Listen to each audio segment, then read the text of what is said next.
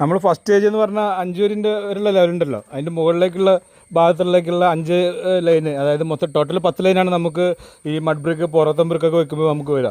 ചെങ്കല്ലാണെങ്കിൽ നമുക്ക് 9 വരി 8 9 വരി അങ്ങനെയൊക്കെ വരും കേട്ടോ. അപ്പോൾ ആ ഫസ്റ്റ് സ്റ്റേജിലുള്ള 5 വരിൻ്റെ മുകളിലേക്ക് വെക്കുന്ന സെക്കൻഡ് സ്റ്റേജിൻ്റെ ഒരു ലെവലാണ് നിങ്ങളിപ്പോൾ കണ്ടുകൊണ്ടിരിക്കുന്നത്. അപ്പോൾ കുറച്ചെല്ലാം വീഡിയോ കുറച്ച് ലെങ്ത് ആയതുകൊണ്ടാണ് ഞാൻ കുറച്ച് സ്പീഡാക്കിയിട്ട് വിട്ടിട്ടുള്ളത്. ഇവിടെ നമ്മൾ പണികളൊക്കെ ഏറെക്കുറെ കഴിയാനായിട്ടോ, നമ്മൾ ഫൈനൽ സ്റ്റേജിലേക്ക് അടുത്തുകൊണ്ടിരിക്കുകയാണ്. ഒരുവിധം ഭാഗത്തൊക്കെ നമുക്ക് പിന്നെ നമ്മുടെ 10 വരി എന്നുള്ള ലെവലിലുള്ള ഹൈറ്റ് കഴിഞ്ഞു. ഇപ്പോൾ ഈ ഒരു മൂല തൂക്കുന്ന ഭാഗമാണ് ഇപ്പോൾ നിങ്ങൾക്ക് കാണിച്ചു തരുന്നത്. അപ്പോൾ നമ്മളെങ്ങനെ ചെയ്യാന്നുള്ളതിനുള്ള ചെറിയൊരു ഡിസ്ക്രിപ്ഷനാണ് ഇപ്പോൾ നിങ്ങൾക്ക് തരുന്നത്. മഡ് ബ്രിക്ക് പുറത്തും ബ്രിക്കൊക്കെ 10 വരി വെച്ച് കഴിഞ്ഞാൽ കറക്റ്റ് 2:10 ഹൈറ്റ് ഉണ്ടാവും. 2:10 നമ്മൾ നോർമലി നമ്മൾ ലിൻഡലായിട്ട്, അത് നമ്മൾ വാതിലും ജനലൊക്കെ വെക്കുന്ന ഹൈറ്റ് 2:10.